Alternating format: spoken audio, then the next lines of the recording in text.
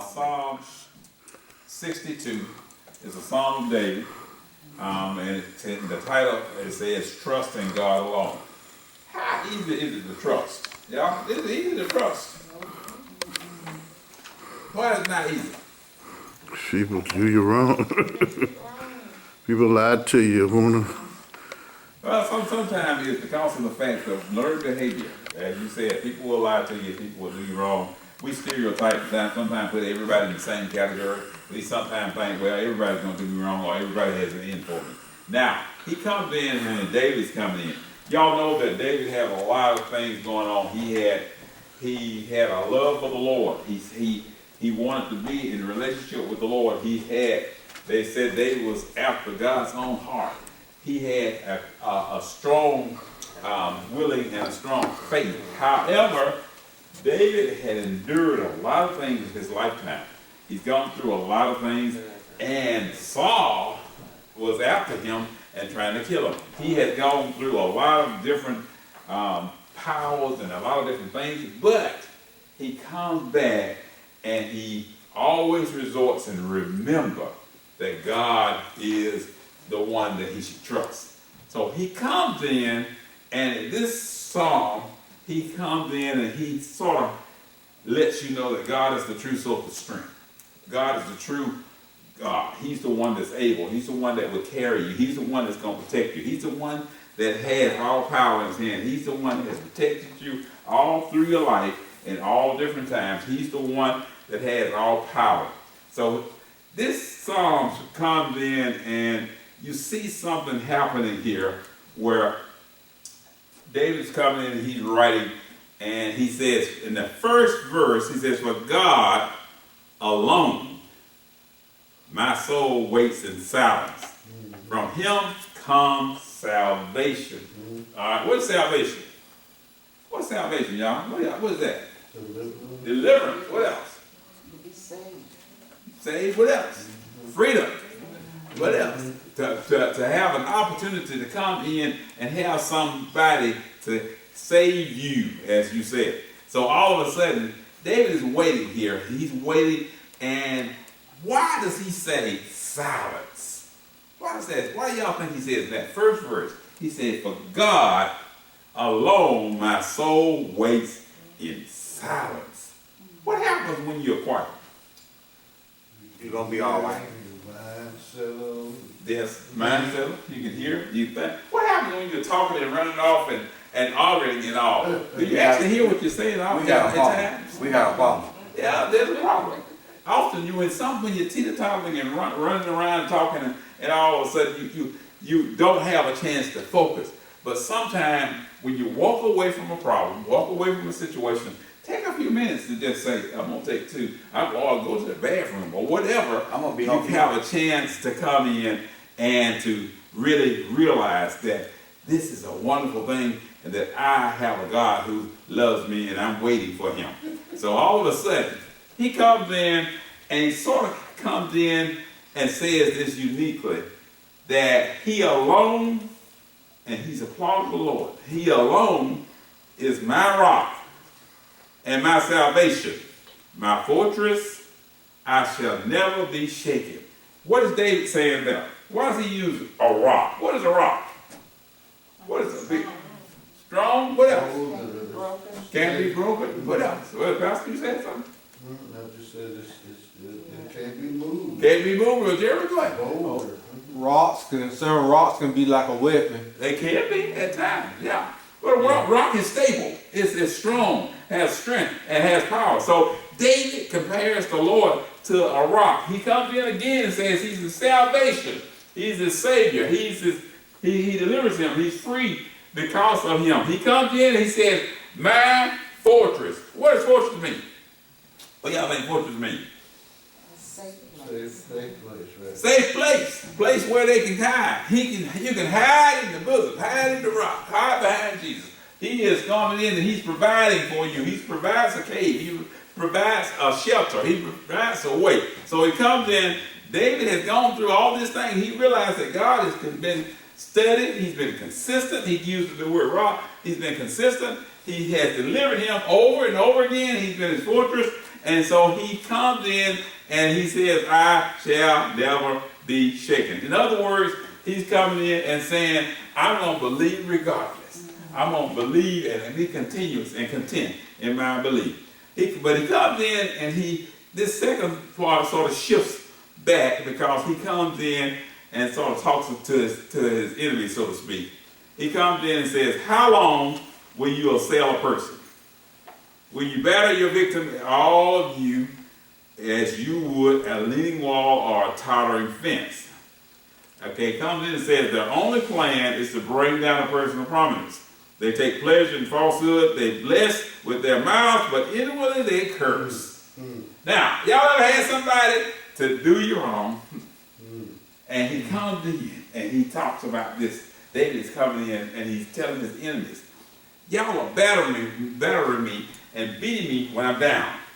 Now, do you think people do that? Yeah. Why do people do that? Misery loves company. Get the word. Misery loves God. Why do Christians do that? Why do we do that sometimes? Jealousy, envy, strife. Sometimes we want to lift ourselves up and put the other person down. Sometimes we don't. We say, well, he shouldn't have that or she shouldn't have that because of the fact that I don't have it, you know. And so we become in a bit of rage, so to speak.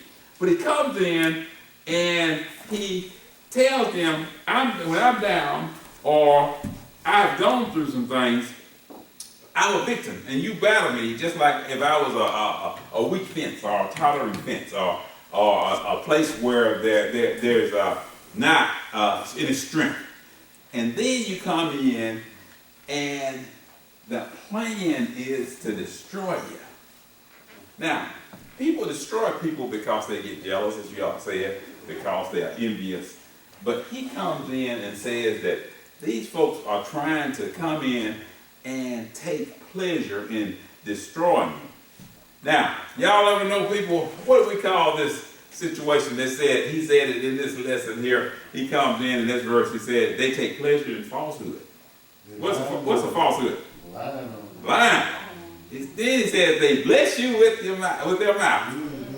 But inwardly, they curse. Now, how can you tell when a person is pure and true? How can you tell? Can you tell? Their actions. By their actions, by the fruit that they bear, by the way they react. It's difficult at times because there's a lot of actors out there. There's a lot of folks that are looking smile and they smile in your face.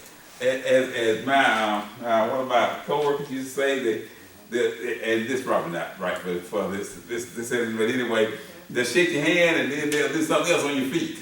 You know, while they're standing there, and sometimes I say spit on your feet instead of the other word. And so they come in and have what they call, this is an old saying in an old way. The old saying is that they're two-faced or hypocritical, or they have ulterior motives. So they use that cunning side to get involved and with you. All right, so that word salah is just a pause. It's not really.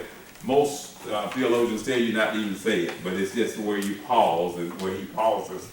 And you see that often in the writings, in the scripture in the Bible. But he comes in and he says in the 5th verse, he repeats something that he had said before. For God alone my soul waits in silence, for my hope is from him. Now, he comes in and he repeats the 2nd verse. He alone is my rock and my salvation, my fortress, I shall not be shaken. Why is David repeating this? Remember the first 2 verses? If you look at the first 2 verses and you come down and all of a sudden in the 5th and 6th verse, he comes in and repeats it. Why do y'all think David is repeating this? Why is he repeating this? He wants to realize, everybody to realize, as Pastor said, to emphasize the fact that he knows this. He believes it. He knows it is in his heart. Even though he's going through trials and temptations, he's still going to trust. He's going to believe and know that God has a plan, that God is there for him, that God is going to take care of him, that God is his rock and salvation, that he is going to continue. He comes in, and in the 7th verse, he says, "On God rest my deliverance, my honor, my mighty rock, my refuge in God." So he comes in and he gives all of these characteristics to God. He comes in and let them know. He comes in and describes him by nature. He comes in and describes him by his feelings. He comes in and put adjectives in, and he calls him mighty. He comes in and he lets us know that there is power, there's deliverance, and that he needs all the honor because of the fact that he is God, and that he has found refuge in God, and he knows God. He wants us to know something in this next verse to give us power. He comes in, and how often should we trust God? He says, trust God. I put God in there, but trust in him at all times. Trust God at all times. Oh people, so he's talking to the people now. He comes in. Pour out your heart before God. God is a refuge for us. So David's talking to the people. He wants us to know that God is God. Now, does God come all the time when we want? He comes when he wants. He comes when he wants. But does he come and when we always want? Sometimes we want things instant, don't we? But he comes in his due time, because God's time is not our time. Realize that, but he does come. He hears our prayers. He hears all our prayers. But he looks at us and gives us the best that he can give us at the time that we need it. So we realize that he is a refuge. And so he wants us to pour out our heart. He wants us to be able to come forth and realize that we can pray, we can talk to the Lord, and that he hears our heart, he hears our desires, he hears what we have to say before him. Now, he comes in and he shifts gears a little bit, and he wants us to know how it is with people that are going through things here. He comes in and says, those of a low estate are but a breath, but a breath of those of the high estates are a delusion. In the balance they go up, they are together lighter than a breath. And all of a sudden, he wants the people of God to know that you need to trust in God, not in man, because of the fact that man can let you down. Man does not have the abilities that God has. He wants you to know that God is all powerful. He wants you to know whether it's somebody of a low estate or a president or a governor, that they still have do not have the power that God has. That their strength and their power is like a breath, which is a vapor. It disappears and dissipates. It's not as strong as God. God is consistent. God has a plan for us all. So he comes in and he tells us real fast to put no confidence in extortion and set no vain hopes on robbery. If riches increase, do not set your heart on them. Why do people believe in money? Why do they believe in their money? Why do folks believe in money?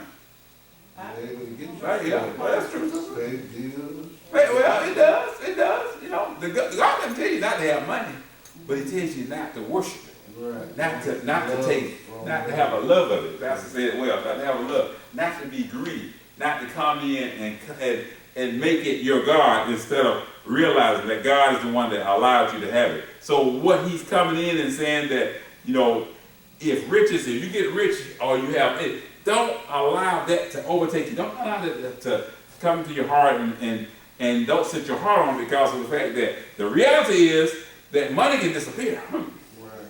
Health, no matter how much you got, health can disappear. These are things that can go forth, and realize that you don't need to put your trust in here in money and in wealth. So he comes in 11th verse real fast. He says, once God has spoken, twice have I heard this, that power belongs to God. He comes back and he comes in and he wants us to know that we need to trust in God.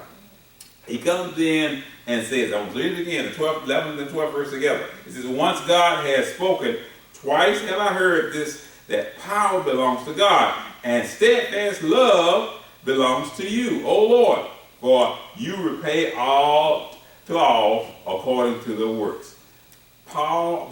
David is writing here, and he's stating and letting you know that God is strong. He comes in and he says, power belongs to the Lord, that God is strong, God is loving, God is kind. He comes in and says, all mercy belongs to you, all grace belongs to you. You have all power in your hand. You have all the ability in your hand. So real power and real love belongs to the Lord. Mm-hmm. So God is, to put it in a nutshell, because I want Pastor to talk, put it in a nutshell, David is trying to tell us that God is worth waiting on. Mm. He's worth waiting on. And that, that you can't do anything on your own, really, because of the fact that he is power. But what you need to do is wait and wait on the Lord. You need to embrace him daily and realize that we have faith and love and trust. And we must come in and, as our title says, trust in God alone, because of the fact that he is our rock, our fortress, our hope, our power. He is full of steadfast love. He has all power in his hand, and that everything belongs to him. Because of God's grace and his amazing grace, we are here today. But we thank God for this lesson, because of the fact it's a good lesson called Trust in God. Pastor, come on. The Lord. Yes. I will trust in the Lord. I will trust in the Trust Lord in the Lord until I die. Trust and obey, for there's no other way Say it. to be happy in Jesus but to trust in the Lord. Amen. Trust in the Lord with all your heart. Lean not to your own understanding. Yes. In all your ways acknowledge him, and he will direct your path. Yes. Man changes. Yes. Moods changes. Thoughts changes. Feelings change. Emotions change. But God is the same yesterday, today, and forever. Trust in the Lord. He may not come when you want him to come, but God is right on time. If you allow God to do it, God will do it the right way. God will do it complete. God will do it, and you don't have to worry about it anymore. Trust in the Lord. Don't trust in the Lord for just one blessing. For if God blessed you yesterday, he will bless you today. And if he blesses you today, he will bless you tomorrow. Thank you, Lord. Don't let words mess your mind up. Don't let your bank account mess your mind up. Don't let your situation and your circumstances mess your mind up. Don't let your friends and people around you mess you up. For all things, not some things, work out for the good of those who love God. Yes. And are called according to his purpose. Your eyes will fool you. Your ears will fool you. But if your heart is stayed on Jesus, if your heart is stayed on Jesus, weapons will form. They will. Weapons will form, but they won't prosper. You'll look like you're down, but God will be lifting you up even higher. The door might be shut, but God is opening up another door. Your back might be up against the wall, but God has another way out. We must trust in God. Trust and obey, because there is no other way. No other way. No other way. The devil is the prince of the air. That means everything you see, all that is around you, all of that. But God. You are in the world, but you are no longer of the world. Things that are about you is not of this world, but is from God. So all the experiences that you've learned, all the things that they told you how to get out, how to do it, how to go forth, it is God and God alone that you got the promotion. It's God and God alone that you're still here. It's God and God alone that has taken you through. For God doesn't work just in miracles of the air. God works through people. Say that. God works through situations. God works through circumstances. He does. He does. We must see with our eyes God moving, and not our physical eyes, but our new eyes, our spirit. For we are new creatures. That's New creatures. new creatures. New creatures relearning. That's And as you trust, you get more mature. You get grown up. Life doesn't stir you up so much. When stuff started happening, you say, well, God, I know something on the way. Because the devil seems to be after me, fighting me, pushing me. Blessing must be right around the corner. Everybody is discouraging me. God, that's a sign that you are right there. Trust in the Lord. that's it. And trust in Him alone. Money fades away. You can count it all day, but it still will fade away. You will. But if you trust in the Lord, Trust it. He'll never leave you. He'll never forsake you. He'll always be there to bring you out. God bless you. Trust in God alone. Amen. Thank you, Pastor. Thank you. We thank you, Pastor, for your review of that lesson of trusting in God alone. Powerful lesson. Thank you, Pastor.